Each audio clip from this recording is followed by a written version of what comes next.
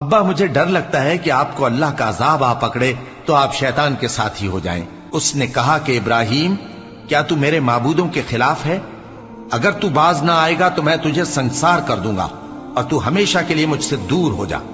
ابراہیم نے سلام علیکم کہا اور کہا کہ میں آپ کے لیے اپنے پروردگار سے بخشش مانگوں گا، بے شک وہ مجھ پر نہایت مہربان ہے، اور میں آپ لوگوں سے اور جن کو آپ اللہ کے سوا پکارا کرتے ہیں ان سے کنارہ کرتا ہوں اور اپنے پروردگار ہی کو پکاروں گا۔ امید ہے کہ میں اپنے پروردگار کو پکار کر محروم نہیں رہوں گا۔ اور جب ابراہیم ان لوگوں سے اور جن کی وہ اللہ کے سوا پرستش کرتے تھے الگ ہو گئے تو ہم نے ان کو اسحاق اور اسحاق کو یعقوب بخشے اور ہر ایک کو پیغمبر بنایا، اور ہم نے ان کو اپنی رحمت سے بہت سی چیزیں عنایت کی اور ان کا ذکر جمیل بلند کیا۔ اور کتاب میں موسیٰ کا بھی ذکر کرو، بے شک وہ ہمارے برگزیدہ تھے